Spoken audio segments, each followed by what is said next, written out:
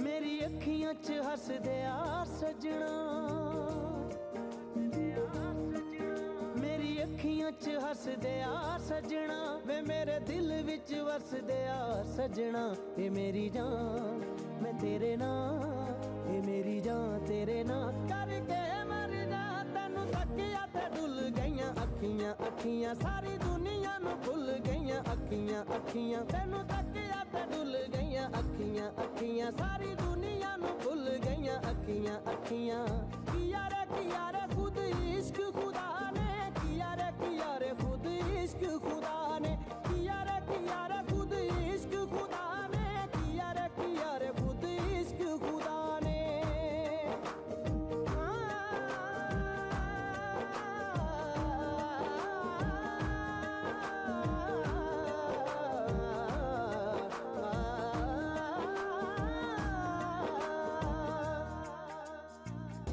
तेरियां बाहों च आके मैं तां कन्ना खो गई, सांहां दी महक मेरे सीने च समो गई। भुल गया जग सारा इश्क च खो गई, भुल गया जग सारा इश्क च Ladies and gentlemen, we are all set for the first game of the last day of FIO YouTube World Cup 2013. First match is between Korea and New Zealand, and the lineup for the Korea, the team lineup for Korea. Number 1, Seo Lee, the goalkeeper. Number 2, Yo Chang-yan. Number 3, Song Joo-yoon. Number 5, Jae Sang-il. Number 6, Woo Kyung-lee. Number 7, Lim Yeon-yu. Number 8, Yeon Ki-hong. Number 9, Yuk Choi-nam. Number 10, Hoon Yo-kim. Number 11, Woo Chon-ji. Number 12, So Min-cho. Number 13, Ik Woo-seo. Number 14, Soo Joon-hee. Number 15, पानी बिना मछली दा हुंदा जिवें हाल वे। Ryu, the goalkeeper. Number 17, Kim Tae-in. Number 20.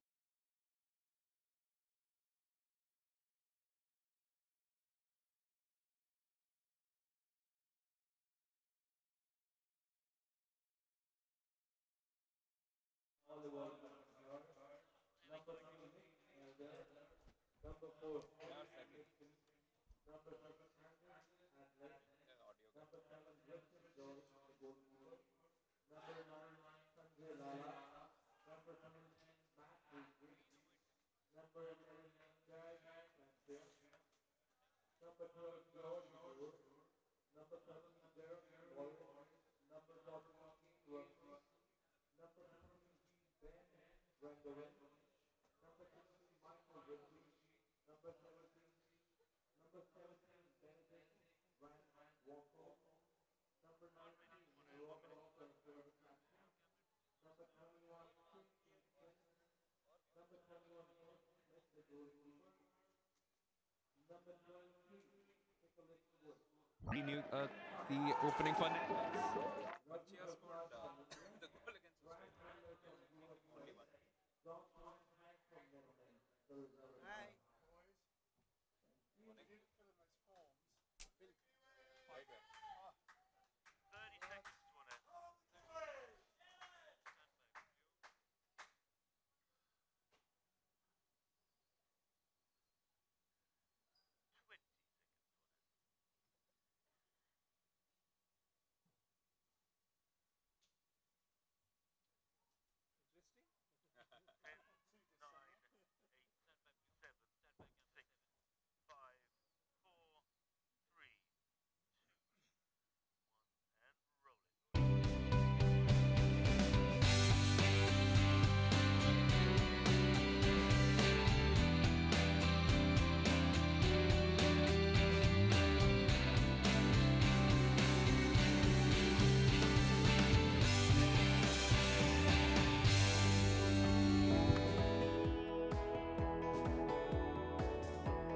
Hello and welcome to what is the final day of what has been an entertaining Hero Junior World Cup. We start things off with the fight for 7th and 8th place.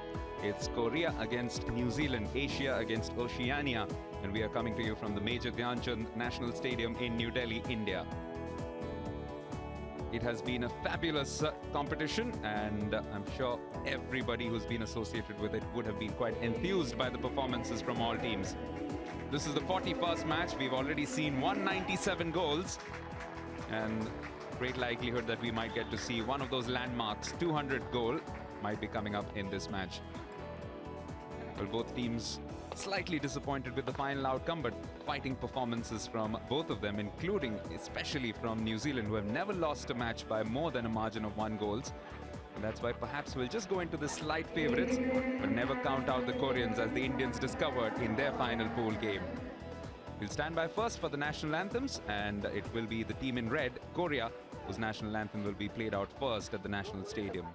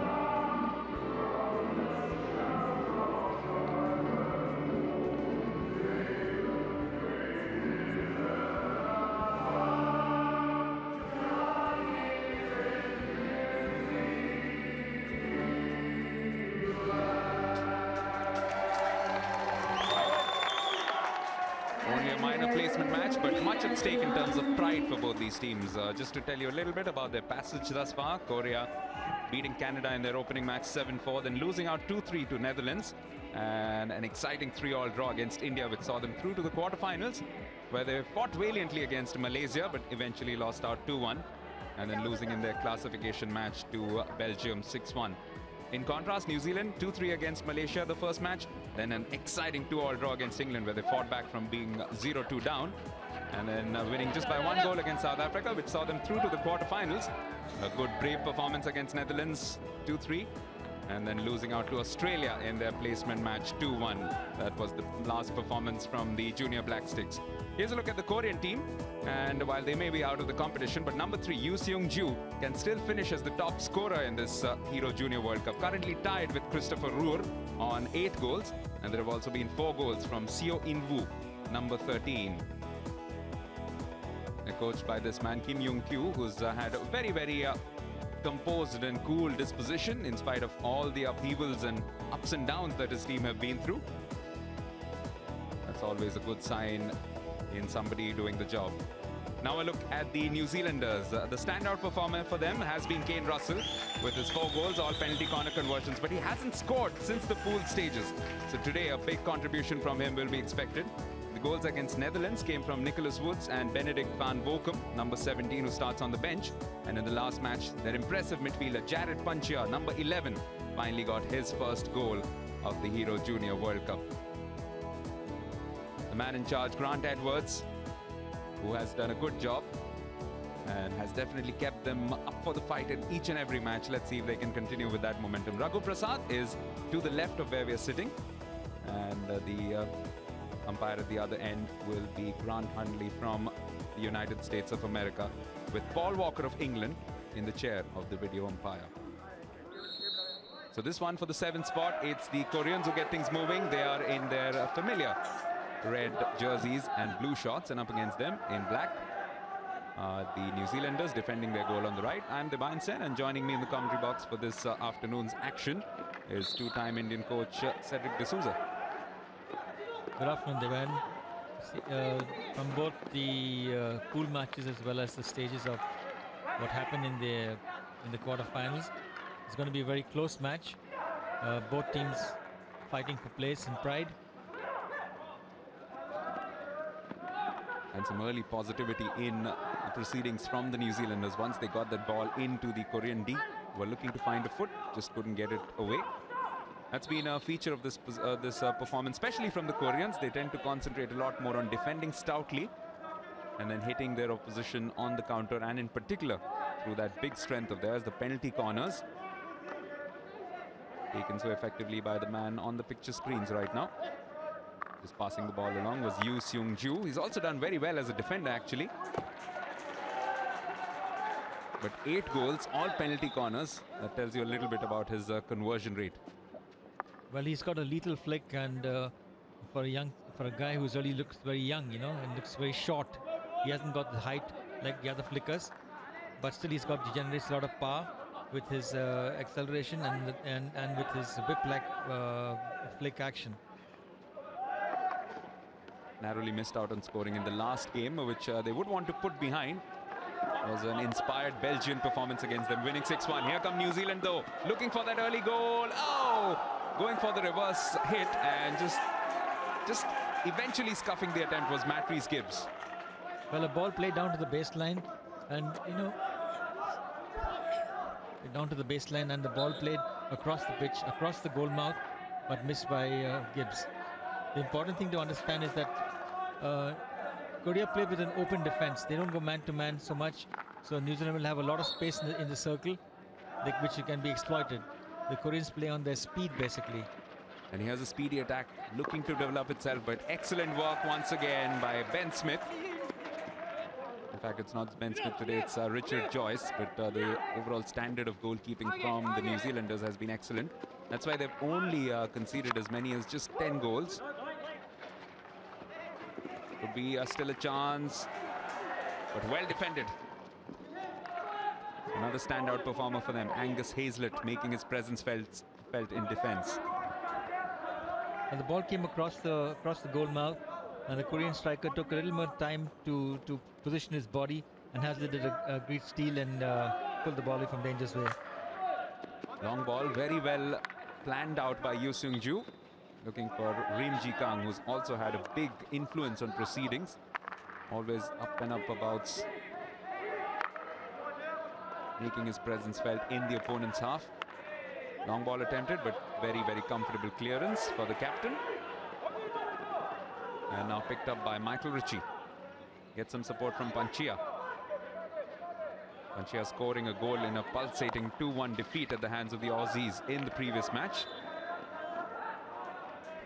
As a result of that victory, Australia will be taking on Belgium in the next classification match, rather, one should say. That will be played out in a short while after this particular game. 3:30 local time. Moving through the midfield, well done. First by Kane Russell. This is Panchia. New Zealand, as always, hitting Korea with some good pace. Oh, that's beautifully worked through. Lots of passes. Kane Russell with a chance at a field goal, and a second attempt too. And on both occasions, he wasn't too far away, but the first time around, there was a great save from Yu Jai-ho. A good combined movement by New Zealand. A great shot at goal, but the goalkeeper did brilliantly well to close down the angle and cut out the ball, and then from the resultant rebound, the ball is played over the goal.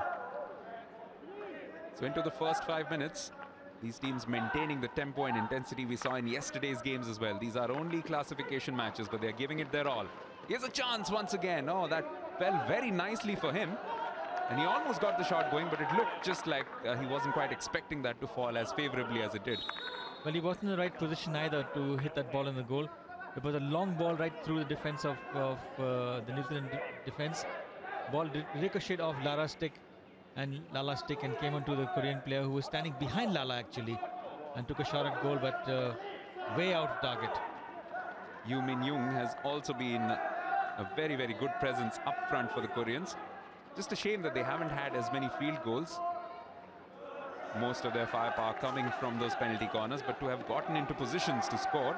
Yoo Min-young, incidentally, is one of those who has got a field goal, got one against Canada in their opening encounter. 7-4, that was one. As we've discussed on a few occasions over the last 9 days, the field here has been very, very open. There have been a few teams who have really impressed, taken on the big boys and come up with good performances. Korea would do well to use the flanks and especially switch the game from one end to the other end.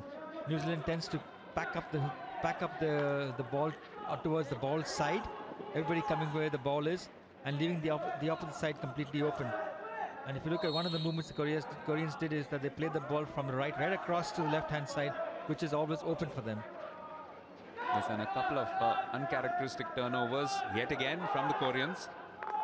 Just these silly mistakes which might make them pay. Here's Van Bokum, scored an absolute peach of a goal against the Netherlands in the quarterfinal, creating this opportunity for his team. A free hit not too far away from the 25-yard line. Well, Divine, if you look at the marking by the Koreans, it's all frontal marking. They're not man-to-man marking at all. They're just playing the ball, marking in the spaces basically.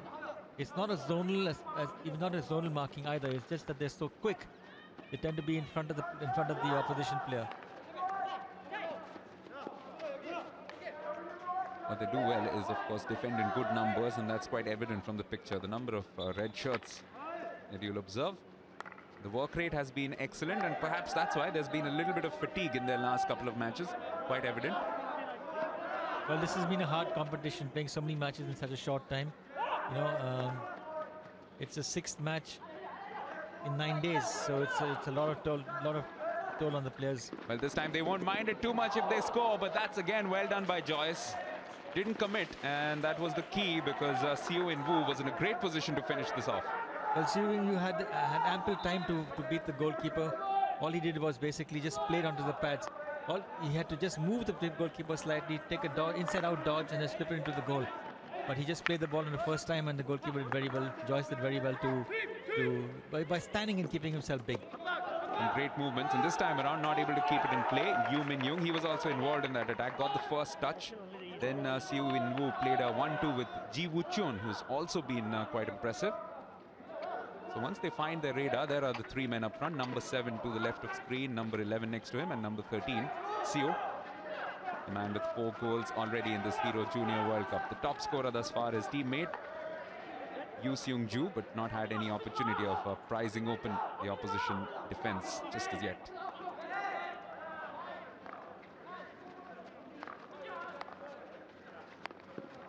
This is hit in, but just looked like he didn't quite make the right kind of connection there. Pass was intended from the skipper, Robert Preffier.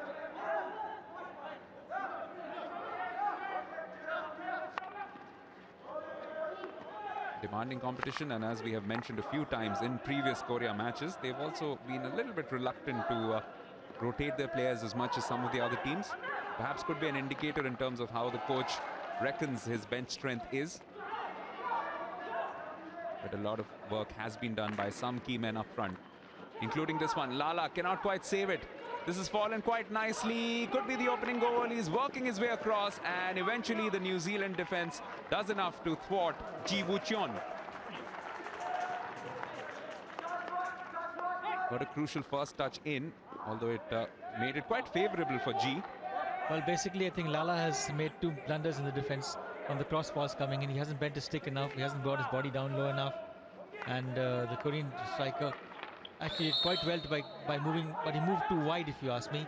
And Joyce just modeled the angle, as well as Lala coming back to stop that goal-bound shot. So defending well as a team, both these units at the moment, and that's why inside the first 10 minutes we haven't seen a goal yet. Could this be the moment? Here come New Zealand. It's 3 against 2 to begin with. The defense falling back, shot comes in, and the goalkeeper will be disappointed about that. Should have stopped it really, but no complaints as such from Jeremy Morris, whose reverse hit finds its way into the back of the net, and New Zealand are ahead just on the verge of the 11th minute. Well, a good steal by Jeremy Norris first in the Korean half. Comes forward, plays the ball, and to the left-hand side. Goalkeeper committed himself by going to the right first, and was completely off balance and wrong-footed, and the ball went to the left corner of the post, left corner of the goal. Really was disappointing because he set some good standards for himself, Yoo Jae-ho, but the junior Black Sticks not complaining at all. They have often found this a difficult thing. They have not scored first in many of their matches, but crucially this Morris goal now puts the pressure on the Koreans. And yet another steal. It's gone straight to the man in black. Richie moving forward. Crucial tackle by Yoo Seung-ju. Still with Richie. Well saved this time by Jae-ho. And eventually Lee Bum-ryol, the captain, doing well. But the Korean keepers, both the keepers have this tendency to move up front before the hit is taken. Look, he's on the penalty spot basically. And they probably have very quick legs and reflexes. That's probably the reason why they move up so far ahead. But a good save by the keeper to deny New Zealand getting the second goal.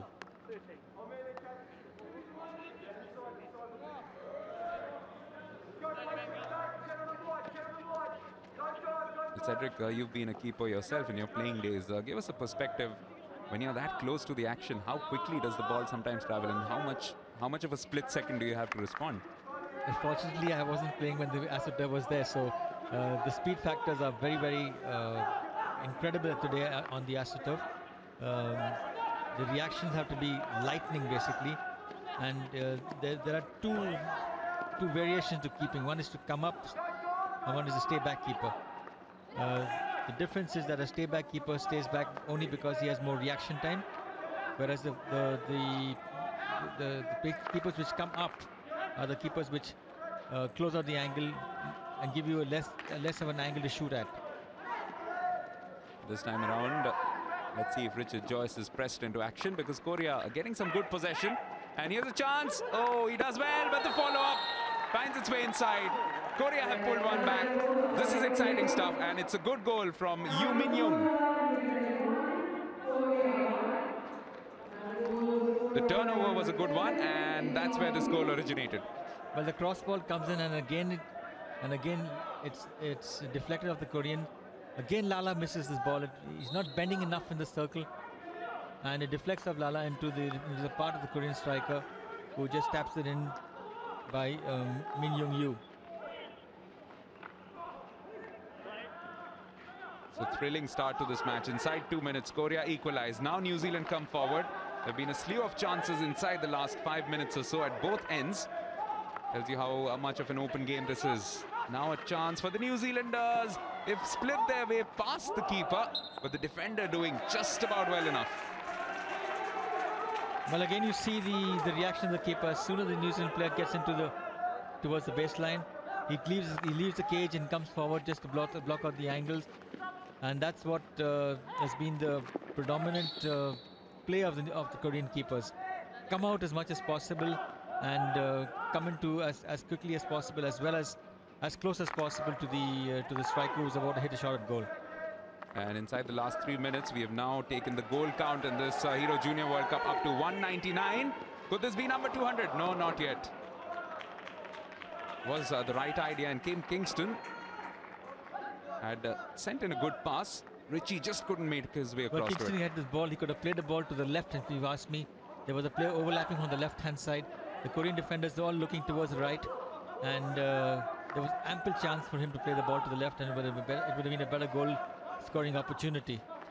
Yes, the player there was Jeremy Morris, who's been a constant presence, getting into good positions. So just to talk you through the timelines of the other landmarks that have happened so far. The first goal of the Hero Junior World Cup was scored by the number 13 of Korea, Seo In-woo. It was against Canada in the very first match, no surprises there. The 100th goal came from Mohammad Dilbar of Pakistan, and that was played in the 22nd match of this competition when they were playing Belgium. And we are into the 41st, where we might see the 200th goal. Will it come off a Korean shirt or one of the junior black sticks? Moving forward, they have won a penalty corner. Could it be Kane Russell who could get his name in amongst the record books for this Hero Junior World Cup? Good stuff by the New Zealand players. What they've done is they've been strong on the ball and find the foot of the Korean defender deep in the circle was Richie Michael, basically. Good stuff by him. He was really strong on that ball. Put the ball into the circle, made the Korean defender commit, and then put the ball into the legs for a penalty corner for New Zealand. No goals for Kane Russell since the match against South Africa, which was last Monday. So it's been a while, but he has had those 4 goals in the foreground. Just a bit of a shaving nick from the look of things. So probably a bit of a sloppy morning for him. And an uncharacteristic mistake from number 20, Yoo Han-young, who's not had too much of game time on the field. That might be a reason. Here comes Russell, and it finds its way in. So New Zealand reclaimed the lead. It's goal number 200 of the Hero Junior World Cup, and fittingly, it comes from a man who's been quite fearless in these drag flicks. Well, the flick is hard and true, but I blame the Korean keeper again because his balance is on the back foot, and it deflects off a stick into the goal. He's not complaining, is Grant Edwards. And really, inside the last 5 minutes, we have seen this game come alive in every respect. Now a change of goalkeeper. Yoo Jae-ho has had his share of troubles. And Lee Se-yong, who on more than one occasion has looked a little more composed of the 2 keepers, has taken his place. So it was in the 11th minute that New Zealand scored first, and inside 6 minutes we have had 2 further goals in this match, which is really coming alive.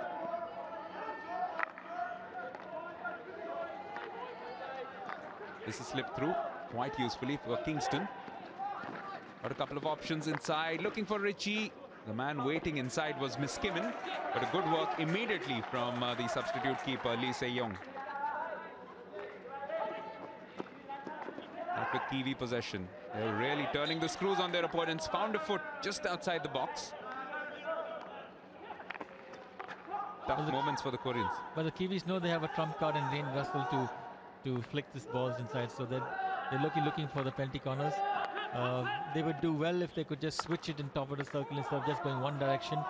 Get the ball on the right, they only look right. They should be switching it to the left-hand side. But this time they need to be careful. It's a situation with Korea coming forward in numbers. Going for the shot was Yoo Min-young.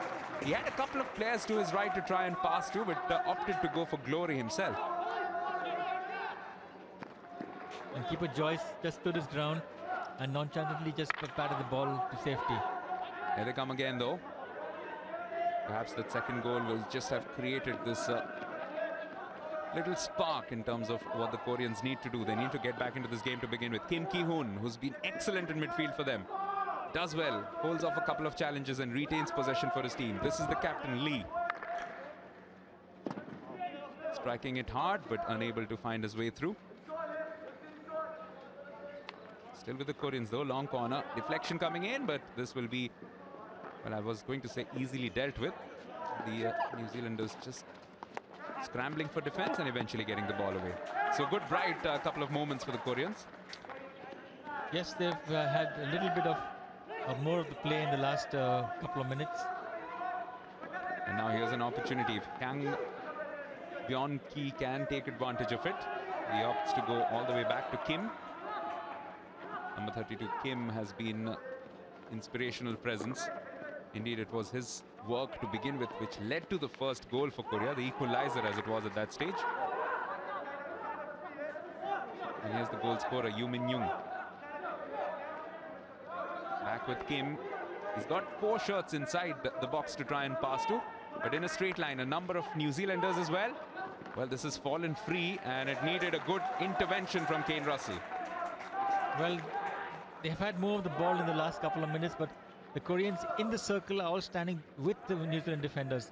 They're not pulling away to create space or to create havoc in the New Zealand defense. They're looking for the long ball to come inside, but if you're going to be standing in a straight line, it doesn't help.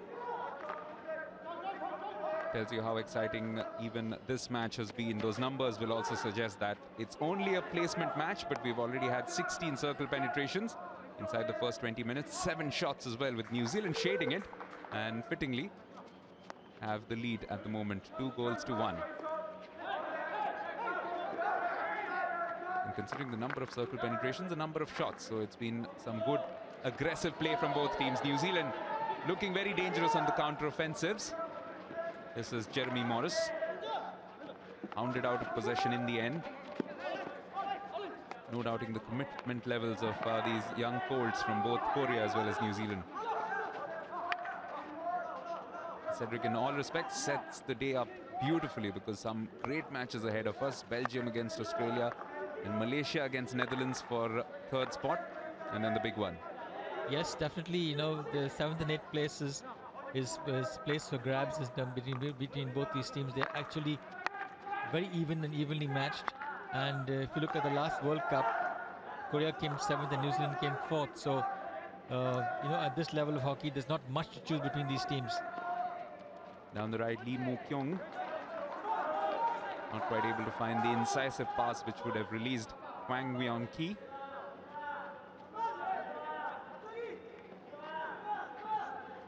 Not just with the scoreline, but with the overall balance of play.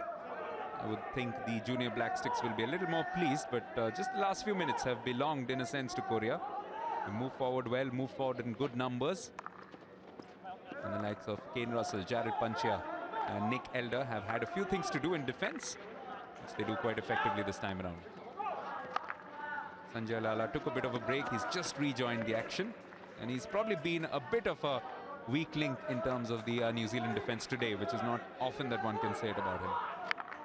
Yes, Divine, he's really been sure-footed in his tackles in the last matches. Today he's had the first ball which came at him was the one which was deflected off his stick, and ever since that time he hasn't been his usual self. Some good hustling from Panchia, earning that free hit which was taken very quickly by New Zealand.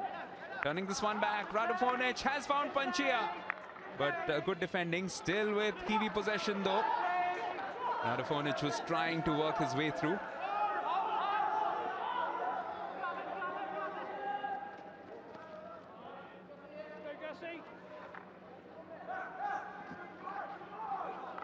Kim Hyung-jin comes away with the ball. Another one of the young Koreans that we haven't seen too much of.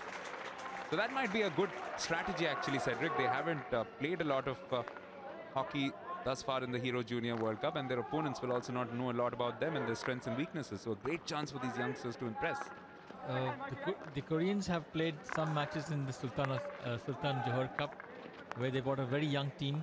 Many of these players are from that squad, and you know, they haven't had much international exposure, but that's the reason why not many teams have been able to read them.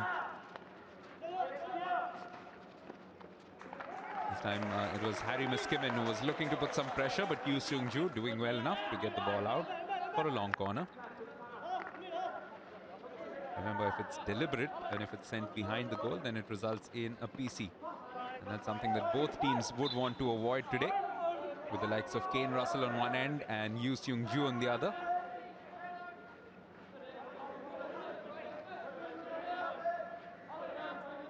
Still only on 8 goals. Will want to put a little bit of distance behind himself and Roar, but knowing how good Roar has been, and especially in the last couple of matches, you wouldn't put it beyond him to score a few tonight in the final. Well, you know, it's the final, and what's going to happen with the nerves, how France plays, and it's a question of Christopher Rudd has been a class act right through, and he's been scoring goals in nearly every match. So the pundits would probably say yes, he'd be likely to score a goal again today. As you mentioned, Cedric, nothing much to pick in terms of skill levels between these teams, but I think Germany and France are in the final because they've had more self-belief than any of the other nations. And that's been evident in the closing stages. Now this is a chance. Falling quite favorably for Seo In-woo, but just couldn't make the most of it. Comes off his foot, and that's why there's a reprieve for the Kiwi defense. Well, Seo In-woo had ample time to get that ball into the goal. What he does is he receives it here. He takes time. This first touch is really slow, and first touch is not in the right place. And Lara does well for a change and gets his foot.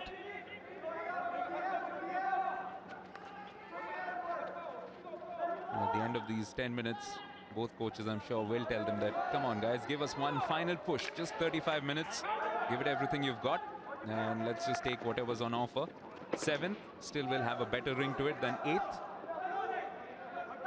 There's no doubting that all teams, right from 1 to 16, would have wanted to have been playing in the showpiece event tonight, the final, but it can only be 2 finalists, and Germany and France have made it this time around. This is good work from the Koreans, but yet again, Joyce doing well. In the face of an onslaught, there were 3-4 players coming through, and it has just ended up hitting Nicholas Woods. Okay. Still smarting. No, I don't think it was dangerous. There was no one there. Well, a good movement by the Koreans. Lala beaten with the stick upright instead of keeping low, and a good shot at goal. But there was a Korean defender, Korean striker waiting free on the opposite side. Goalkeeper Joyce had come out to cut the angle, but the other angle was completely open, and the Korean striker took the opportunity to take a shot at goal, but it was well saved by Joyce. This time another long shot, and they're claiming it. Will they refer this one? They think that it has come off the stick, and indeed it will be referred by Grant Hundley. So let's listen in.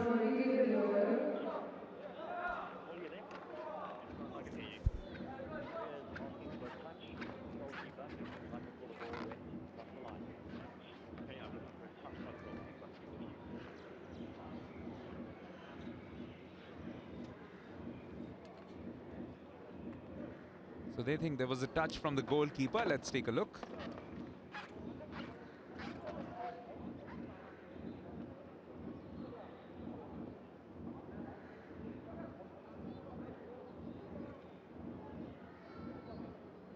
Yes, there definitely is. Yeah.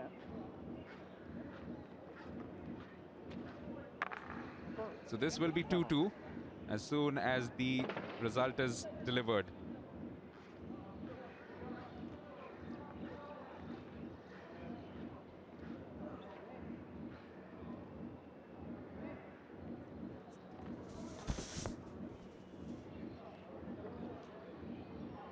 Definite deflection.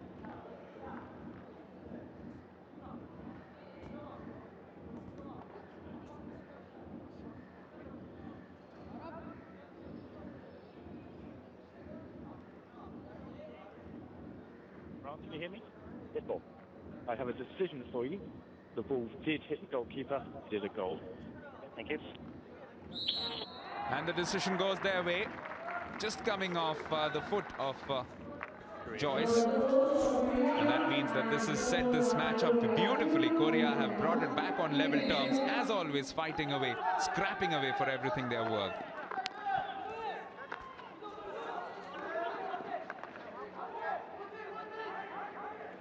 So 2-2 with less than 10 minutes to go in the first half.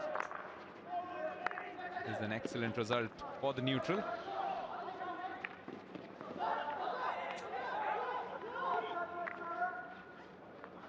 And Korea have been rewarded for their perseverance. The last few minutes, as we mentioned, did belong to them, putting some good pressure. And as Cedric pointed out, on a few occasions, they've just lacked that vision. Had some forwards moving forward, but this time a little bit of good luck, and that's sometimes what you need. But there seems to be the differences in the top, in the opposition 1/3. What happens is the Koreans are looking for the long balls inside for their strikers, whereas the New Zealand team has ample time to have combined play and move towards the circle because of the Koreans not going man-to-man marking and keeping an open defense. That's the two contrasting styles in the opposite one-third.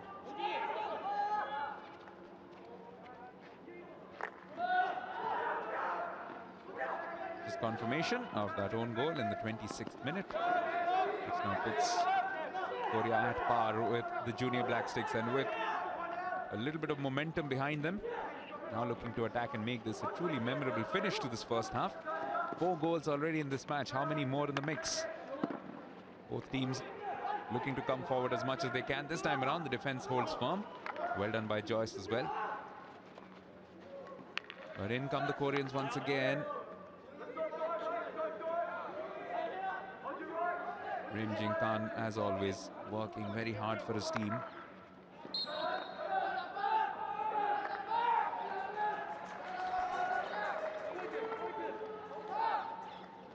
Korea could have done better by moving the ball and switching the game instead of hitting the long ball into the circle, but the entire New Zealand defense was standing and waiting for the ball to come across. This is a good long ball. It's a great chance, but outstanding save, and he's pumped up. Lee Se-young with a very, very critical intervention to deny Benedict van Bochum. And this game has really come alive the last few minutes with those goals. It's anybody's up for grabs, and that's why both teams are putting on a great show. Yet again moving forward, and yet again Lee Se-young standing his ground. Well, goalkeeper really stood his ground in terms of that ball, because it was a brilliant pass and an easy tip in, but a fantastic save, diving to his left-hand side and using his stick to put the ball outside the goal. Absolutely brilliant save. Yes, and watch out for the reaction immediately afterwards. Just pumping his fist.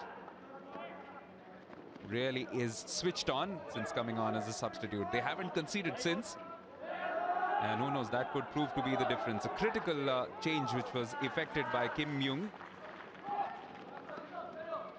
the South Korean coach, who incidentally played in the 1994 World Cup, didn't he, at Utrecht, where Cedric was coaching the Indians. The Koreans came up against India, lost 2-0.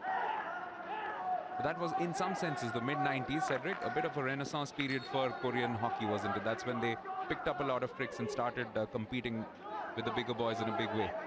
Well, they had just beaten India in the final of the Asian Games in '94, and actually the change in Korea came in from 1988 onwards. A huge leap in their performances in international circuit, and the Korean coach was basically, Kim Myung was basically one of them, one of the members in that team which we beat them 2-1 in Sydney. This time around, looking to move forward are the New Zealanders, looking to get rid of the pressure.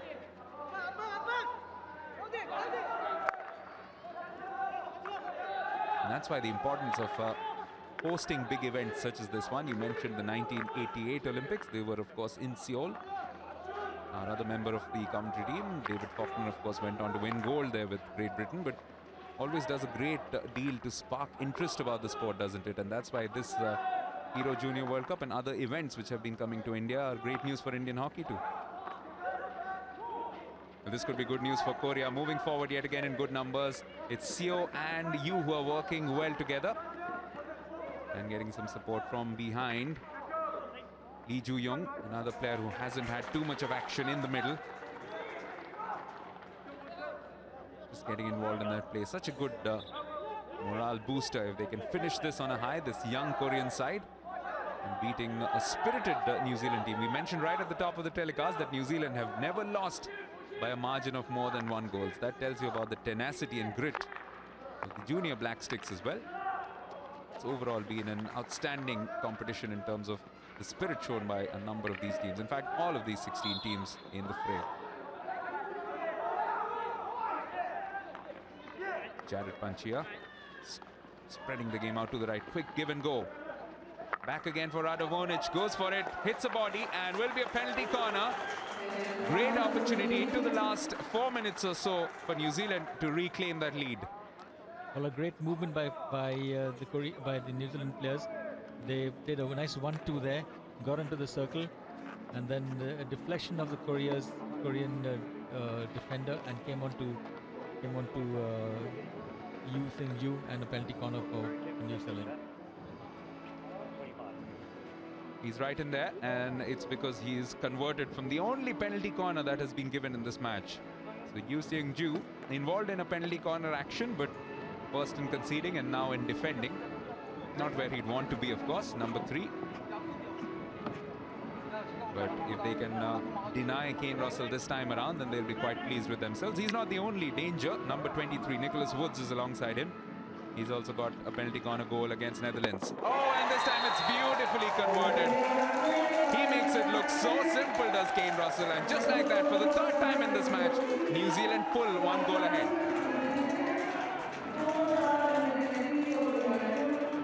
Well, if you look at the flick, the Korean goalkeeper has taken the angle to the right-hand side, also left the left hand open, and still Kane Russell has beaten him with the power and the flick. Absolutely brilliant stuff by Kane Russell. And for the first time today, Lee Se-yong is beaten. But New Zealand have been rewarded for keeping themselves fighting and keeping themselves in the game as much as possible. What an entertaining encounter this has proved to be. New Zealand took the lead, Korea equalized. They reclaimed the lead, Korea equalized again. Do they have it in them to fight back yet again inside this first half? Just a little over 2 minutes left. Yeah, fighting and scrapping for everything. Well, the Koreans trying their level is best to earn a penalty corner to get their exponent Yu Sing Yu to take a penalty corner. It's a lethal flicker. But unfortunately for them, the New Zealand defense is really playing low and not allowing them to get the penalty corner.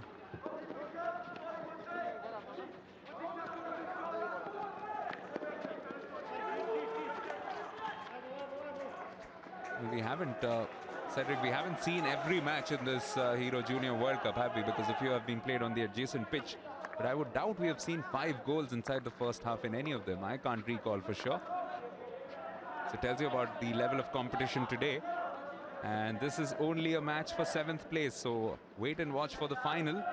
And also for the 3rd, 4th, and also for the 5th place matches. Those promise to be as much of an exciting affair as this contest between Korea and New Zealand. Well, Deban, at this level of hockey, you'll find that the competition is really close. You know, if you look at the games, India has played 9th and 10th, Pakistan has played 9th and 10th. Pakistan lost just 1 match and is fighting for 9th and 10th place. You know, came on 9th. Well, this time Nicholas Woods with a great pass, tremendous vision, and Miss Kimmin was denied by an on-rushing Lee Se-yong. And because the ball was played high this time with Miss Kimmin within firing range, it has been given as yet another PC. And can Kane Russell make it 3 out of 3? Well, the ball came back and bobbed up in the air and became dangerous, and so the penalty corner given by Raghu Prasad. So the Korean defense really under the cosh. Lee Se-yong has done a good job, but he's already been beaten once. And Kane Russell is marking out his area, licking his lips, looking for his next goal in this match.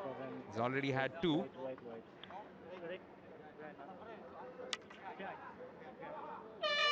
The hooter goes off, but it will still be this penalty corner executed before the teams head off for the break. And he finished on a high. Well, the follow-up still coming in, still in there, but he does well. Lee Se-yong denies New Zealand, and it stays at 3-2. For a change, Kane Russell misses. Well, a good flick going on the left-hand side. Goalkeeper saves it well with his palm. Got the first rebound, got the second rebound, and a great, you know, this is where he closed on fast enough because he's a goalkeeper which moves forward after the rebound. Great show by the keeper. End-to-end action in the first 35 minutes and promises of a lot more. Lee Se-yong, since he's come on, has made a difference. Before that, New Zealand had conceded 2 goals inside 6 minutes. There was an early goal from Jeremy Morris. And after that, Korea equalized through Yoo Min-young.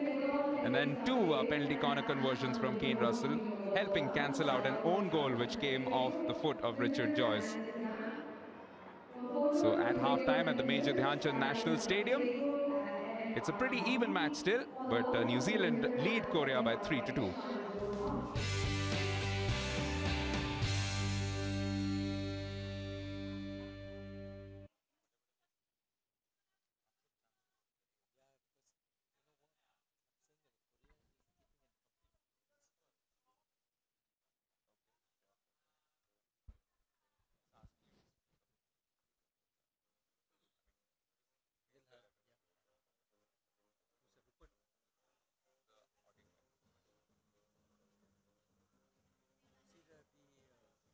Korean defense is completely open.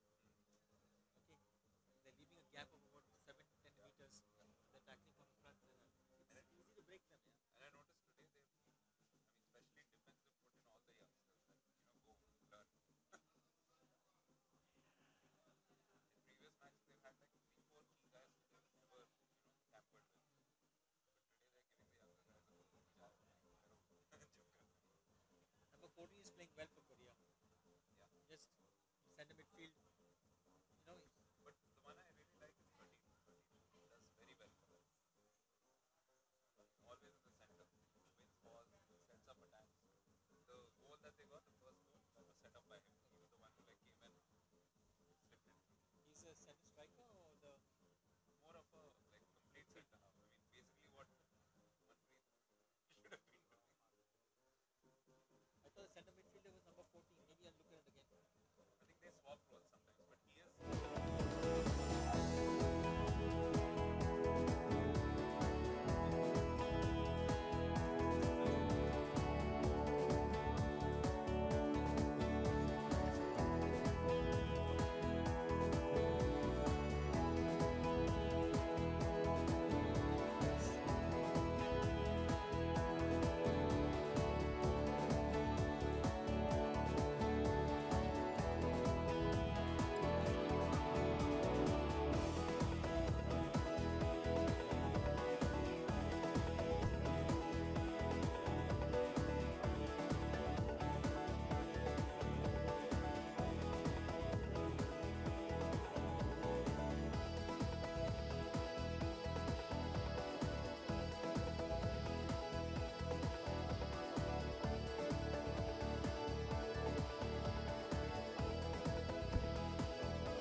Dhruv, I can hear you.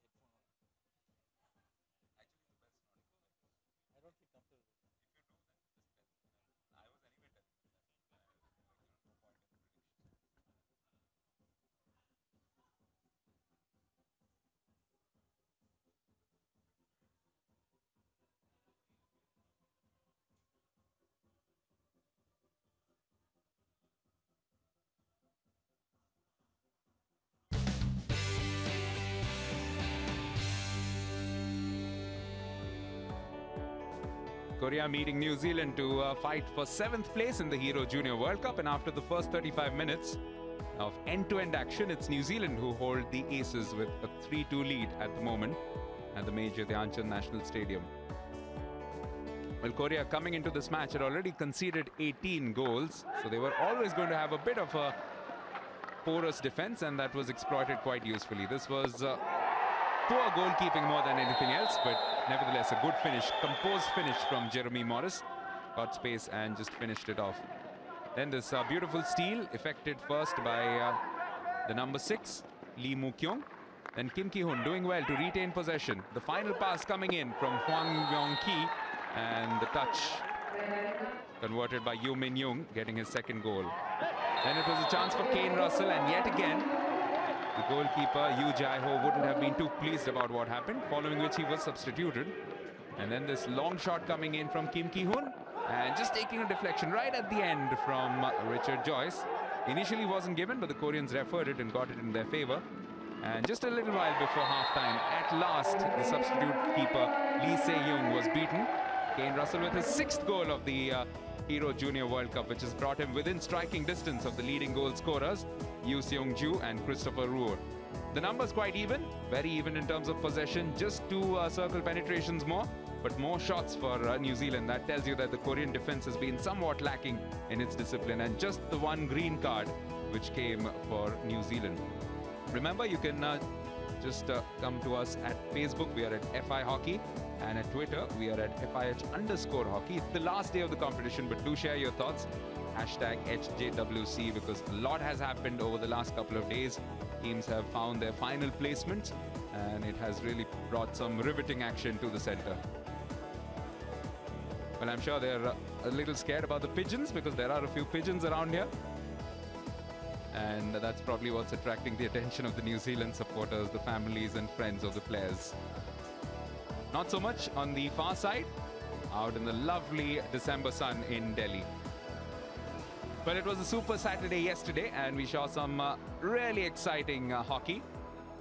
And this is what happened. Egypt beat Canada to 15th place with a convincing 3-0 victory in the end. A very, very close contest between England and Spain, which was decided by some outstanding, probably the best match of the entire tournament from the Spaniards, winning them 13th position. Argentina were quite convincing in their 4-1 victory over South Africa. And the last match eventually finished 4-2 in favor of Pakistan. That was in the shootout. It finished 1-1 in regulation time. That was for 9th and 10th spot. This is for 7th and 8th spot. And at the moment, it's New Zealand who have that lead. And 2-time India former coach Cedric D'Souza alongside, we will agree that they have deserved this lead on the basis of how they performed in the first half, but it still is anybody's game, especially if Korea can raise their game by a few notches. Well, basically, it is New Zealand has a slender lead, but they've had much more of the ball in the first half. There's been a lot of open chances for them. So for the Koreans have not used their heads in the circle. They've just been trying to fire into the goalkeeper without even moving the goalkeeper before hitting the ball in the goal. New Zealand has had ample chances, but the goalkeeping has been quite good in the one-to-one situations. But I think at the overall first half, New Zealand has had an edge over Korea. Well, we have player of the tournament, we have goalkeeper of the tournament. Let's give him the fan of the tournament, because he has been a constant presence in each and every match. And indeed, all the teams have had some outstanding support, and that's been a heartening feature. Young men, all of them, just taking their first strides in many respects in big-time hockey. And always such a pleasure for them to be involved in such a big situation. The man doing the talking is one of the internationals in this Black Stick side, Jared Panchia. A few smiles around as well, tells you the team is in good spirits, and they're ready to give their best in this second half. At the other end, it's the coach, Kim Young-kyu, who's doing most of the talking. No doubt he will have made a few observations, which Cedric also shared about their defense during the first half, just being a little bit porous. Well, I've said it earlier, but I think Korea plays with an open defense, which is basically not man-to-man marking. They're marking from the front, but they're leaving a gap of about 7 or 8 yards before they, in front of their mark, in front of their player, which is ample space for the opposition to crack open by a little lead to the left or right. That was an interesting pushback in the second half, because the Korean team hadn't even completely entered the field. In fact, the goalkeeper was backpedaling as the Kiwis got things moving. This time around, New Zealand in black are going from left to right and switching their ends. Korea will be defending in red on the right of screen. And an early movement, good movement from New Zealand, should have finished that off. Awfully close to it was Kim Kingston. The ball whipped in from the right by Jeremy Morris. Well, a good movement by New Zealand. the move started from the left-hand side. The ball was switched by the centre midfielder to the right, went on to the baseline, and from the baseline played across the D. Importantly, no damage done. Korea wouldn't want an early goal. That will really set things back. Still chasing the game, remember, 2-3 down. They would want to be the first ones to score in the second half. But what's heartening to see yet again, both teams setting a good quick pace to this second phase of 35 minutes. Seo In-woo on to the right. Kim Ki-hun turns this one in, takes a couple of deflections, goes away from a New Zealand perspective, thankfully, for a long corner. Sanjay Lala, once again, the man who had a few problems in dealing with that ball.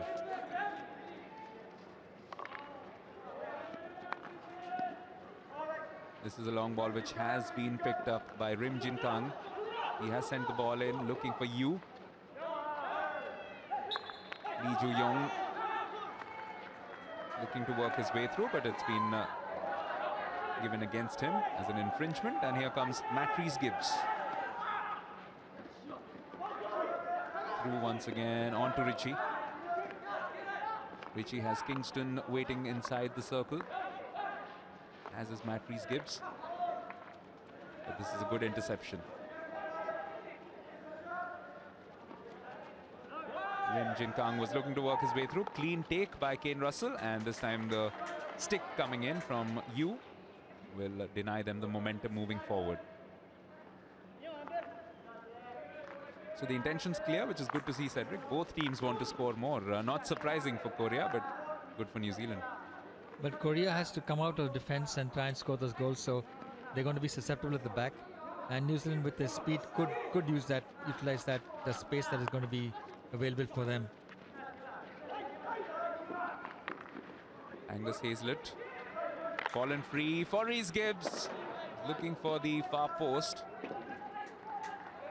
but just not close enough to Kingston there. But a great idea by Rhys-Gibbs, you know, because the lead was there by the New Zealand player to the right hand side. The Korean defense was moving to the right, and a cross ball fired to the left. In balance thus far in these 39 minutes or so. Just a little bit more tactical awareness being shown by the junior Black Sticks, but nothing much to separate the two teams in terms of skill, in terms of work rate, and their commitment and the intensity.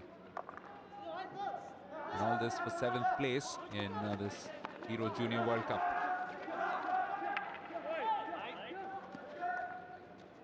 Korea was 7th last time around when the Junior World Cup was also held in Asia, incidentally. Johor Bahru and Singapore were the two joint hosts. Now this is a very, very good, skillful run coming in from Seo In-woo, and wins a penalty corner. And it's the first one that Korea will have. And it will a chance for Yoo Seung-ju to add to his tally of 8 goals. Well, a great run by Seo, and Hazlitt had pushed him with his right arm, and that was a penalty corner for Korea. A clean foul against Hazlitt. Well, I don't think he should be doing that, because the Korean player was running deep towards the right hand side, and unnecessarily gave a penalty corner for Korea. Well, the conversion rate has been good from Kane Russell, and this will be the first attempt from undeniably the man on the far side, top of the circle, Yoo Seung-ju. 8 goals already, 2 hat-tricks. Cannot ask for much more. In fact, if Kim Young-kyu had a team which had created a few more chances in open play, then they might have been fighting for a position higher than 7th. But as things stand, this is a chance for Yoo to try and pull his team back into it. Who knows, they might go for a variation. That's what Korea are known for. The injection will be from Kim Ki-hun. And it is a variation, and it's just found its way in. No, it's not. The whistle had already gone. Well, there was a dummy by Yu. Basically, he went to the second castle, and they flicked the ball to the injector put it to the first castle. The ball was flicked in for a deflection, actually, but it hit the Korean player on his back, and a foul against Korea. Yes, Nam Yoon-seon was the one who sent this ball in, and then looking for this deflection, but coming off the body, evidently, of Seo In-woo. But this is why Korea are dangerous, aren't they? They do have a lot of tricks up their sleeves. I think with the flicker like Seung-ju, they should have been able to go for a direct flick itself. He's such a lethal flicker, and they've got one penalty corner in almost 45 minutes. So it would have been better for them to have just gone with a normal flicker. And here's another chance which could open itself up. Seo In-woo, who's been absolutely magnificent. A couple of deflections, and perhaps a crucial one right at the end from the Kiwi defense, but it will lead to this opportunity yet again for the Koreans, who are really ramping it up now. Well, a nice movement and a great pass by Korea from the left midfielder to the right striker, and who is looking for the overlapping left striker, but Russell Kane hit Russell Kane's foot, and a penalty corner. So some more work for Richard Joyce to do. And this time, one can imagine that perhaps Korea will depend on this man. Worked a variation of their very first penalty corner, but have got one inside the next 2 minutes. And the chances are pretty high that he'll be the one going for it. A couple of movements early on to just try and put off the defense, but here comes Yu, and it's beautifully saved. Made it look so simple, did Richard Joyce. Just raised his left arm and swatted it away. Well, Lee Seung-ju has flicked this ball, but it's been in the arm of the Joyce. But basically, you got to make the keeper work for it. He just put it onto the side of the keeper, who just palmed it with ease. If you want to shoot a penalty corner, or score a penalty corner, you got to make the goalkeeper work for it. This time, yet again, a good ball which was sent into the D, not too far away from Yoo Min-young. The New Zealand defense was trying its best to keep him covered. It's been an impressive performance from number 14, Lee Joo-young. Number of incisive passes which have come into the D, and definitely raised some question marks over the Junior Black Sticks defense. But at the moment, they're coming into an offensive position. Rhys Gibbs over to the right, Radovanic. Woods down to the left. Hazlett looking to find Panchia. Takes a touch of Kim.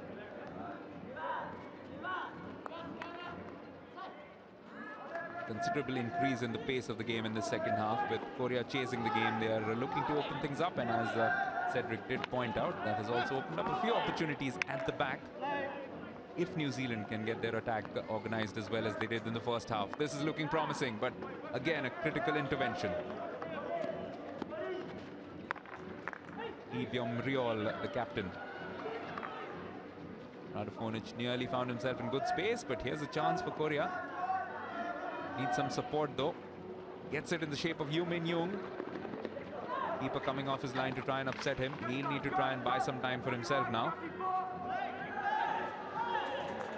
And eventually, the free hit given against Yoo Min-young.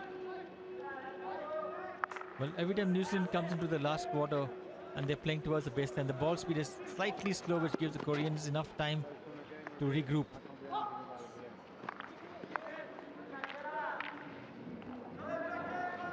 Now here come the Koreans once again. Lee Joo-young has been at the center of everything positive they've done in this half. Can Seo In-woo find some space? It's a chance for Yoo Min-young to get a second of the evening. Just delaying it till the last instant, and that gave enough chance to Richard Joyce to come off. Well, the Korean strikers are now, in full flow against the New Zealand defense. It's a great movement by Korea.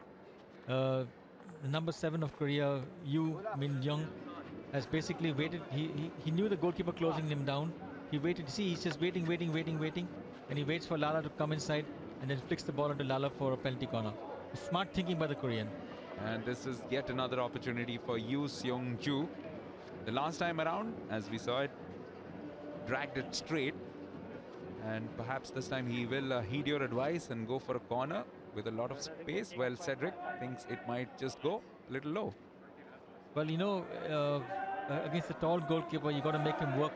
So if he goes low, the goalkeeper will have to throw his body or dive towards get that ball.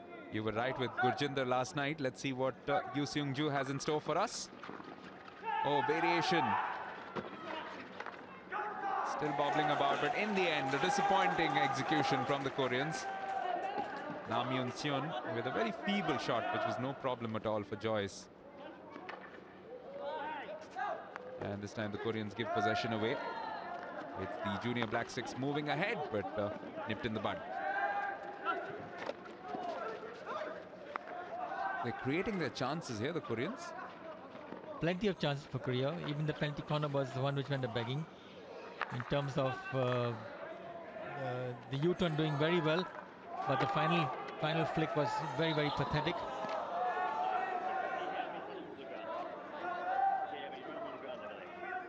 Paul Godoyne and his Australians would have been keen on fighting for a higher position, but they have every chance of finishing 5th as things stand. Perhaps just a touch unlucky to come up against a rampaging Germany unit in the quarterfinals. That was made possible because Germany lost their first match to Belgium. Now here's another bite of the cherry. And can Korea take advantage this time around? They've had a few and they've missed out on all of them thus far. Well, number 13 from Korea, Seo In-woo has moved the ball inside. Hazlitt has again pushed him, and a penalty corner. Sometimes in team sports, little moments of individual battles can decide the course of a match, and that's been the case here today. Seo In-woo has really harried Angus Hazlitt and forced him into a few errors. Hazlitt has been one of the most composed Kiwi defenders right through this Hero Junior World Cup. But today he's forced him into a few indiscretions. There he is, putting on his protective equipment, the number 6 for the New Zealand side. Yoo Seung-ju yet to add to his 8 goals. Will this be number 9? Will he pull ahead clear of Christopher Ruhr at the top of the goal scoring charts?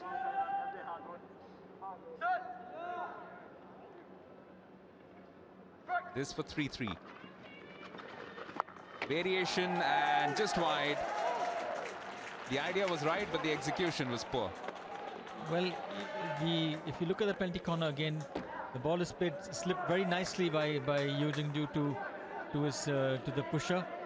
But the biggest problem was the fact that it had gone too far in front. It has, for this back to the pusher ball, you need to have the ball in the forehand on your forward, that you can just slip into the goal. Well, this time it was hit across quite nicely by Jeremy Morris, but just couldn't get through. Now we have seen right through this tournament, Yoo Seung-ju, you can see just a shade of that strapping along his right groin and thigh region. I saw him pull up a few times. Maybe that's impeding his movements. Maybe that's why he's not going for his drag flicks as he would. Well, I hope that's the truth of the matter, because basically he's such a lethal flicker. He has had 3 penalty corners. He's done the U-turn, he's done the slip ball, and then he's done the back to pusher ball. He hasn't taken a flick at goal. Only one flick he's done, which the goalkeeper palmed out. So basically he has the power to do it, and even if his leg is strapped. And without being uncharitable to them, but much like the home side India, Korea are heavily dependent on their penalty corner conversions. It doesn't look like they'll get too many goals, field goals at any point of time. And we saw it with India when Gurjinder Singh didn't get his penalty corners going, then they looked a different unit. How can Korea find their way back? There's still a lot of time though, 20 minutes to go in what has been a really thrilling encounter between these two teams. Here's Nicholas Woods looking to find Jared Panchia, who does well. Move forward, Kingston. Oh, that was a deflection which was headed towards goal. And the Koreans scrambling but doing just enough to upset him. Well, a fantastic move by New Zealand. The ball is stolen by in the 50-yard line. Panchia did a brilliant job at playing the ball to the baseline. And the ball played across the goal. The Korean goalkeeper came out, actually deflected it off his stick for a long corner. Otherwise it would have been a goal all the way. Some excellent work in this match, but what one has seen from the New Zealanders. Was Harry Miskimen on the last time, but the likes of Kingston is on the ball now. Woods as well as Michael Ritchie, Jeremy Morris, always finding themselves in great positions to receive the ball. And in hockey, as in a lot of other ball sports, that's half the battle won. When you get yourself into good positions, then eventually the balls do come through to you. Well, it's all about creation of space and receiving the ball and offering yourself to receive that pass. The defense-splitting passes are those which are basically the ones which can penetrate a defense completely, as well as get into a player who is already in position. That's very important for these defense-splitting passes. They've been quite outstanding too, the Belgians. Philippe Goldberg looking very, very cool and composed. Well, they've done their reputation no harm, the European Junior Champions. And in this match, the New Zealanders have done their reputation no harm. Greater possession, just shading it in terms of circle penetrations, but tells you how much of an open game it has been. And also a great number of shots, which tells you that it's been an open game from both sides, with Korea also creating their opportunities, just not being able to finish them off. There's Lee Moo-kyung holding off a couple of challenges, doing well enough to keep possession for his team. All the way back to Kim Ki-hun. Nam Yoon-seon. Lee Byung-yeol all the way back to Kim once again. Oh! Challenge came in, and it was a good challenge from Richie, but he held his own. Seo In-woo does well, and it's been picked up by his teammate at the other end, but Kane Russell just doing well enough. Well, Russell is doing a fantastic interception and tackling that ball. Otherwise, there were two Korean players waiting on top of the circle to fire that ball in. Kim Kingston just running into a few too many South Korean shirts. And this one will not be kept in play by Michael Ritchie. So a lot more positivity the last few minutes from both New Zealand as well as Korea. New Zealand were at one stage being held off quite nicely by Korea, but now they're moving forward in good numbers. This time they have to defend, though. Seo In-woo, who's really been excellent for his team, wins a free hit. One gets the impression that Korea will get a goal at some stage here. Well, he moved in well, and Kane Russell actually gave him a little shove. He's fortunate not to give a penalty corner. Yes, just not finding that final touch, that final incisive finish. But they've created a plethora of chances halfway through the second half. It's incredible that Korea haven't scored in spite of all the pressure they've created. And that tells you about the grit of these junior Black Sticks. They've really given a good account of themselves. All matches that they've lost only by a margin of 1 goal. And an outstanding 1-0 victory that they stole over South Africa. That was what enabled them to get through a very, very close Pool D and set up a quarter-final clash with the Netherlands. Oh, this one was sent in, and he was in a great position to receive it, Benedict van Bokum. Had he found this one, then it could well have been 4-2, but as it turned out, the ball just a bit too far away. Now Nick Elder looking to slip it through. Goalkeeper comes out by the penalty corner given, because there had been a touch of a foot. He had delayed his decision till the very end, and the Koreans want to refer it. Okay, it's too late for that one. Penalty corner for the body over here. What do you want to put? Okay. Will be a referral. Okay, you referring? I do. You do not coming across there. Okay, so you're looking for a touch by New Zealand inside the circle? Okay, all right, okay. Let's listen in. Paul, you there? Yep, right on here. Korea's looking for a deflection off of New Zealand, off of the long corner. Before I gave the penalty corner for the free hit on the sideline, they're saying it did not touch a Korea stick. Can you have a look? Okay, I'll have a look for you.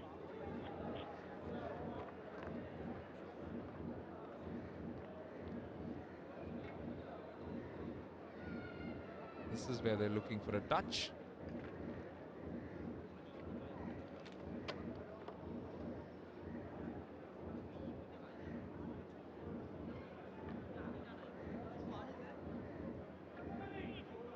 The action in question was just a while before. Hold on. He's not necessarily looking at that. He's got different feet.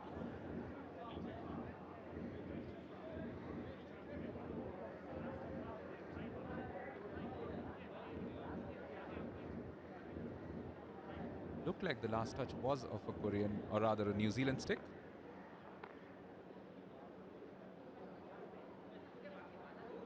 They can, technically, but I think it's, the corner's been given. But they want to Miss Kimmin sends it in, takes one deflection. There's another touch. And Van Vokum was the last one to touch it. There was no Korean stick at the end of that, and it was given for another long corner.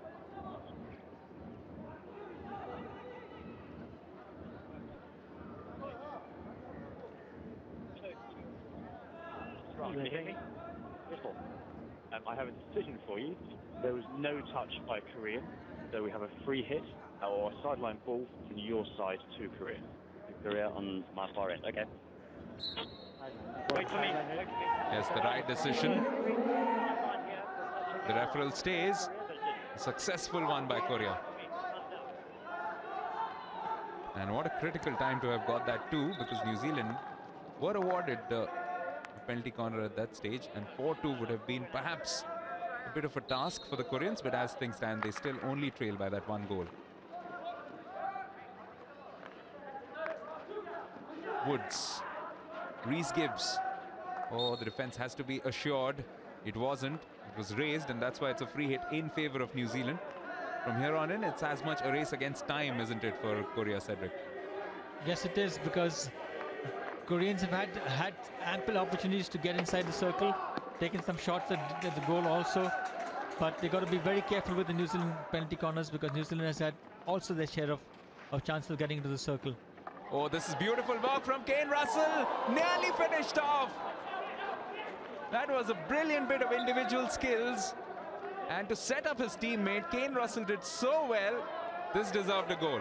Well, he got 1, 2, 3 players on the run, came inside and played a brilliant pass across the face of the goal, and was missed. An easy tip-in was missed by his teammate. Yes, the man at the far side was Jeremy Morris, and he's already had one goal today. And I tell you what, he would have traded that for just a little bit of a touch on here, because it would have capped off some beautiful movement from Kane Russell. So many exciting individual performances today, but which of them will carry them through, or are we awaiting perhaps another shootout? We've had two already. One in the semi-final between Malaysia and France, and then one last night, a heartbreak for the home side, India against Pakistan, in the match for 9th place.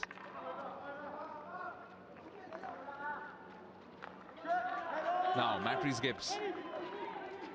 He has done so well every time he gets onto the ball. Good, strong lad, and holds on and distributes the ball quite usefully. Now, moving onto the baseline. Great run coming in. Oh, good defending.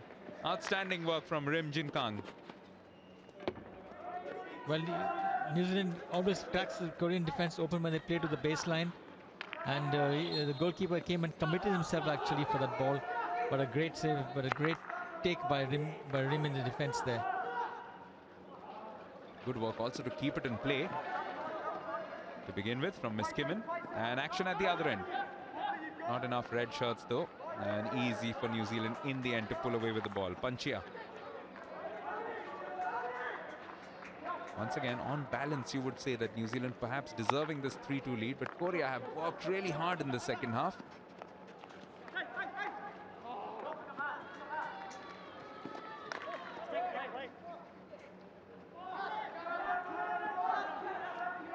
Remember, New Zealand at one stage were shading the possession, and it's still the case, but a lot more of that possession has come for Korea in the second half. Here's another chance. Well, he's come off his line as Joyce. He's got some support behind, and he just cannot find it. Yoo Min Young has, I'm afraid, shown his inexperience on a few occasions today, hasn't he? Yes, he has, especially when the goalkeeper comes out to close him down. In this scenario also, the goalkeeper comes in. There's enough space on his left-hand side. There's enough space. There's a lead again by the Korean, his teammate Korean to the left-hand side. Goalkeeper does great job by New Zealand by just standing there and waiting for him to commit, waiting for the Korean guy to hit a shot at goal. But I credit this save to the New Zealand goalkeeper, who just came and closed out the angle. Yes, he has had a good game, Richard Joyce. And he might well be pulled into action yet again, because Korea are moving forward with good numbers. Kim Ki-hoon got some support alongside him. Ji Woo-cheon is just at the edge of the box. Yo In-woo was inside too, but it's New Zealand now who come away with the ball. Not too many Koreans back in defense. Great opportunity for New Zealand to put this beyond a doubt. Here comes Nick Elder, slipping it through, but well defended by Yoo Seung-ju. Just looking at his movements, you get the impression that he's probably feeling the pinch of that injury that he picked up in one of the previous matches. I think it might have been the quarterfinal against Netherlands, where it was the closing stages. He took a bit of a tumble, and from then on, his influence has been lesser and lesser in terms of where they have been. Beg your pardon, against Malaysia, that was the quarterfinal. New Zealand still ahead in terms of possession, but 35 circle penetrations. Excellent. Greater number of shots, and that's why, not surprisingly, the reward in terms of the scoreline. In the last couple of minutes, New Zealand has come into their own. They're basically switching the ball. It was a lovely pass from the right to the center midfielder. And look at this run coming in from Woods. Seems to be telling his teammate Kane Russell that whatever you can do, I can match up to it, mate.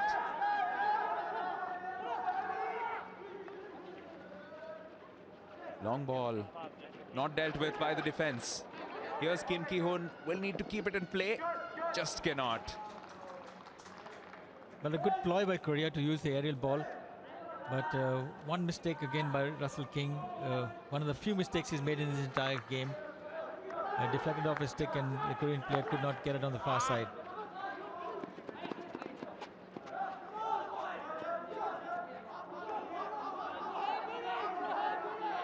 Back with the Koreans in their defensive third. That's not where they want the ball to be at the moment. Will want to push up front and take every chance that they can get. Just getting one goal back will set us up for a very exciting finish. Still about 10 minutes left. Enough time for a number of goals, as we've seen repeatedly right through this Hero Junior World Cup.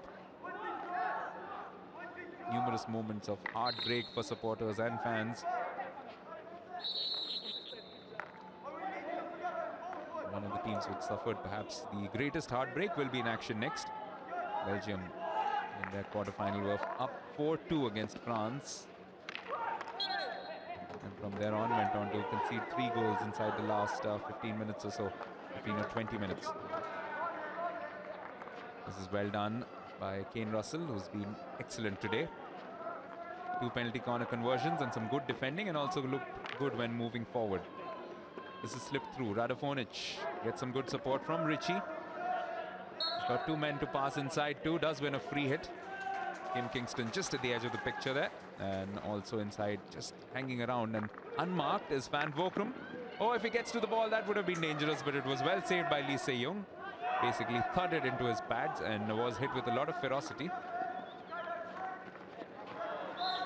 But Cedric signs that tiredness is creeping into the Koreans. They're not defending as well. They're throwing everything at their opponents. And if they don't get a goal here, then there's every chance that they might concede on one of these breakaways. Well, they're throwing caution to the wind and trying to get that equalizer. The defense is slightly open at times. Well, it started in the first minute only. They play an open defense, so New Zealand has not been able to exploit that as much as they should.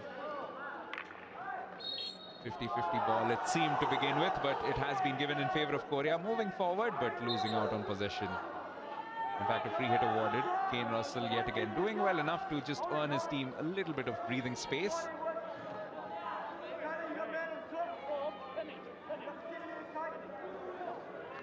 If they get a goal here, and that will just pull things back, but yet again unable to find the final touch. Ji Woo-cheon was inside the box. Yoo Seung-ju was looking to slap it in as hard as possible.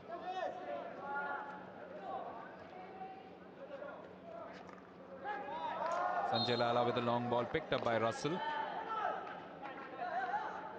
Still with possession for New Zealand. Now coming up to the last 7 minutes. They'll be feeling just a little bit more comfortable, even though it is only a slender lead, 1 goal lead. Well, New Zealand has shown a lot of confidence in their play today. In terms of the defense has been one of the strongest in the entire tournament. They haven't conceded many goals. As you said very rightly, they lost by just 1 goal in most of the games whenever they lost.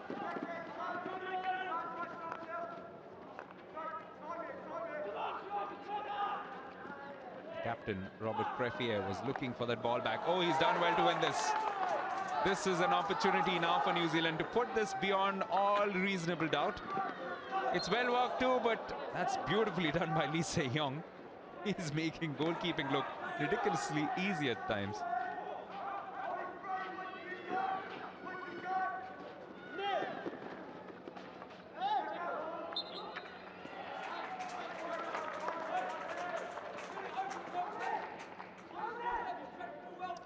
Nicholas Woods. This was the previous attempt. Oh.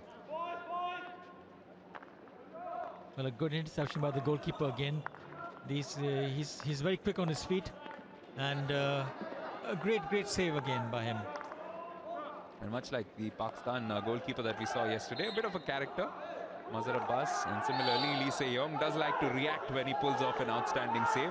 And is that something that you would have encouraged, or you encouraged in your goalkeepers as well, to show a little bit of emotion when they did something good? Definitely, you know, if whatever motivates you to get better, that's the important thing. And if they want to pump their fists in the air and show that kind of aggro, fine, show it, as long as you're strong back in your cage. If they do find an equalizer, then it'll nullify the great job done by the man we just saw, Richard Joyce, but it will definitely validate the substitution which was made surprisingly early, as soon as that second goal for New Zealand was scored in the 17th minute from the penalty corner by Kane Russell. We saw Lee Se-yong come in place of Yu Jai-ho, and he's kept his team in the match. He's effected a few good saves, a few good interceptions. But time running out now. Will Korea throw caution completely to the winds and take even Lee Se-yong out of the equation and put on an outfield player? Not yet though, because it's New Zealand who are on the move. Van Bokum has been really good, hard-working player up front. Not just an opportunistic forward, but also somebody who drops back, fetches a lot of balls from midfield. Now a chance for the Koreans. Cho Sung-min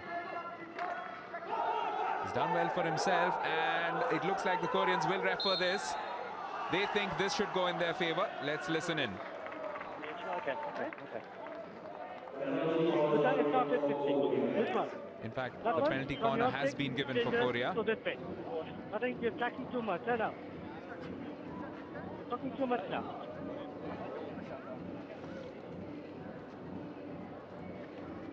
Well, a great run inside into great, takes one player, takes the second, comes into toward the circle, and just when he does it, there's a slight touch onto Hazlett's foot, and a penalty corner for Korea.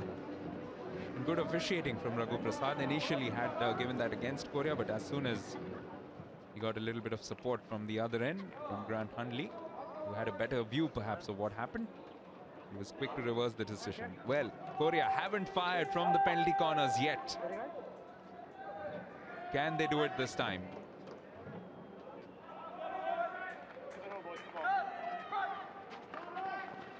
Yu Seong-ju goes low this time. Oh, still not completely cleared, but yet again the man who was up to it was Richard Joyce in the New Zealand goal.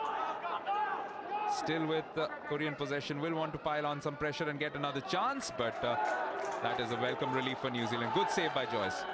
Well, a good penalty corner flick also, but it was just in the reach of Joyce, not too far out.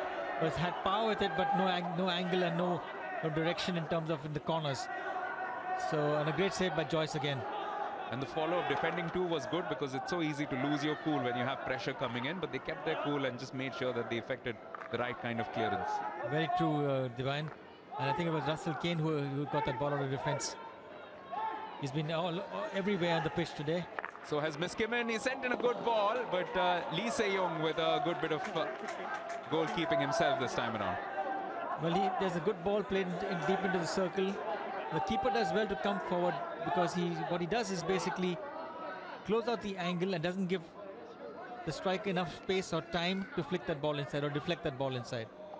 Into the last 2 minutes, so it's been a barren second half after a very exciting first half, but no shortage of action.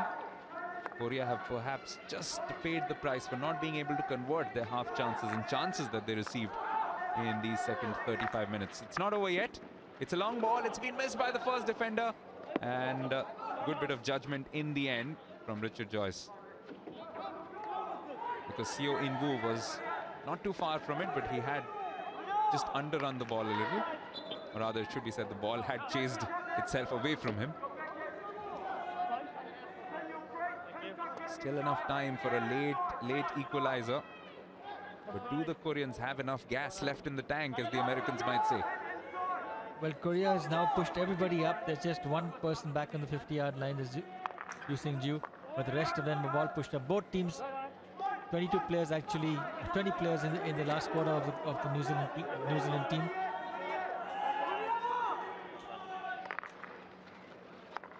Ball slapped in, but this time Sanjay Lala does well.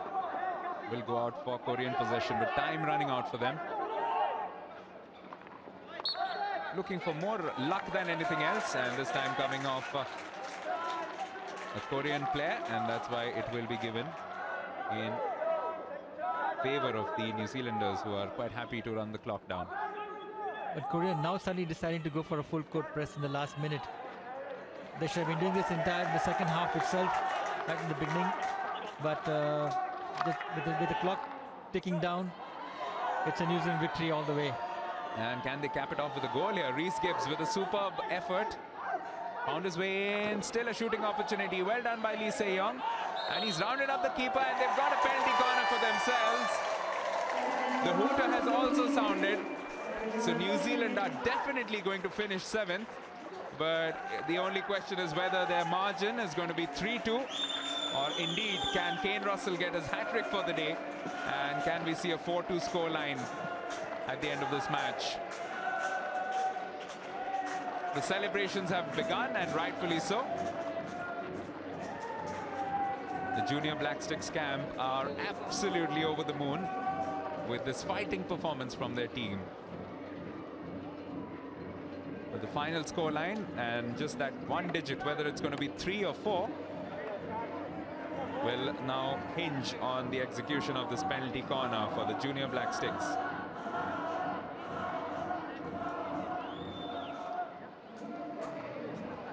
Their fighting spirit has been splendid, and that is what they look to bank upon in this as well.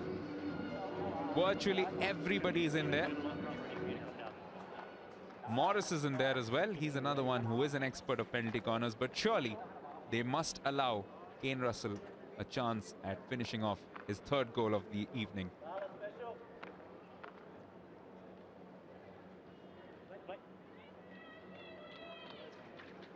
Push in is a good one. It's Kane Russell, and he finishes it off. It is 4-2. It is a hat-trick for the number 14, and it's been a fine performance from New Zealand to seal up the 7th spot in the Hero Junior World Cup. Well, a lovely flick by Russell Kane, full of power, right deep in the top corner of the goal. This is what I mean by a goalkeeper has to make the attempt. He has to move to try and get that ball, and Kane does a great job by flicking it high into the roof of the net. Excellent performance in the end, and Kane Russell getting that 3rd goal that he was searching for. Nearly found it with a superb solo effort, and eventually rewarded. When you look at the penalty corner, the injection was really nice, very fast, and he had ample time to flick that ball into the top of the net. So celebrations for New Zealand as they finish 7th in the Hero Junior World Cup with this final scoreline: Korea 2, New Zealand 4.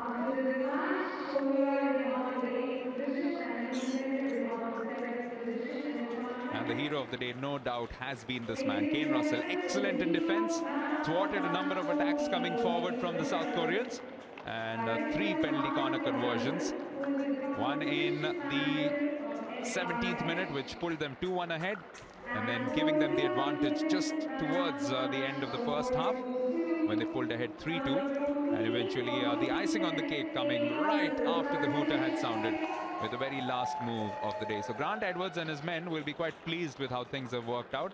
Korea themselves should hold their heads high, because they've put up a fighting performance right through this Hero Junior World Cup, haven't they? This is how things panned out in the second half. In fact, right through this match. This was the first goal which was scored by Jeremy Morris. Rather sloppy goalkeeping which led to that, but almost immediately Korea were back on level terms inside 2 minutes. This ball played in from the right on the reverse stick by Kim Ki-hoon. Picked up well by Hwang Won-ki, and the final touch coming in from Yoo Min-young. But almost immediately, within 4 minutes in fact, this second goal for the New Zealanders, first of the afternoon for Kane Russell. And just coming off the glove of the first goalkeeper who took the field, Yoo Jae-ho. Then this long shot which took a deflection of the foot of Richard Joyce, and it was Korea who were back on level terms. But then yet again Kane Russell helping his team move forward. Good low drag flick which gave no chance to Lee Se-young, and this time going high. Just a bit of a variation to show that he has got that variety about himself.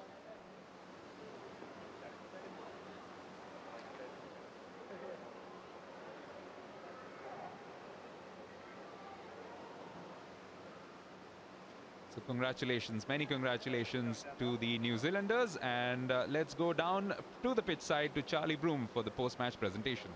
Yeah, thanks to Brian, and it's welcome to the Hero Man of the Match ceremony. I'm delighted to say it's a bit of deja vu, really. I'm joined by Martin Gallivan, the competitions manager of the International Hockey Federation. We're having a little shower here, and receiving another Hero Man of the Match trophy is Kane Russell, who scored 7 goals in the competition. So, Martin, if you would give Kane his trophy, and Kane also picks up a cheque for 12,000 rupees. So if we could do that as well, please, Martin. Thank you very much. So, Kane, if I have a quick word with you, final match, finish off with a win. How's it been for the Junior Black Sticks? Yeah, you know, it was good to get that win on the last game. We've lost every game by 1 goal, and we thought we were pretty unlucky in a few of those games. We could have got further, but it's good to get that 7th. Sounds a lot better than 8th. And the match today, it was you couldn't really get away from them. You scored, then they came back at you, went ahead again, they came back at you, and then at 3-2, anything can happen. Yeah, that's right. You could tell both teams are tired. There's a lot of gaps out there. You know, there's a lot of mistakes, and yeah, luckily we hang in there. Definitely wasn't easy. Have you enjoyed the Junior World Cup? Fancy the Senior World Cup in Rotterdam in the Northern Hemisphere summer? Yeah, well, that's the plan. Hopefully I'll get there for a lot of hard work, but it's been an awesome experience. All the boys have loved it. And it's awesome. Well, listen, Kane, congratulations on another Hero Man of the Match performance. Safe trip home, and maybe we'll see you in the summer. Yep, that's right. Thank you very much. Standout performer Kane Russell getting 7 out of the 12 goals that New Zealand scored in this Hero Junior World Cup. They got 4 today and came about as a result of some good positive play from them. More circle penetrations, more shots, just a shade more possession, and more penalty corners converted, which was key. And stark contrast for Korea, 0 out of 5, which is not something that one often gets to see.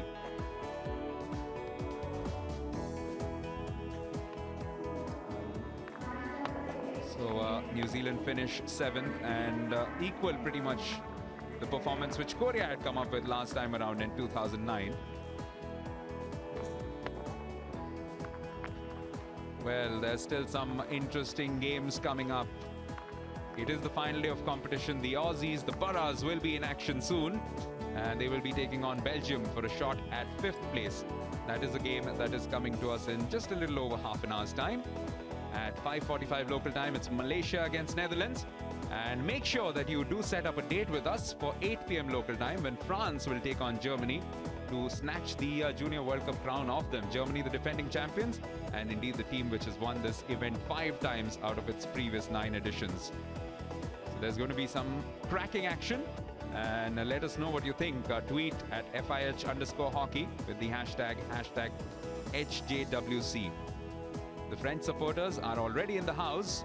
It's probably the earliest that they have been here. Well, that tells you that they cannot wait for 8 p.m. But the Aussies are beginning to warm up. They have had a good tournament, so have Belgium. So it should make for a very, very fascinating clash in just a short while from now.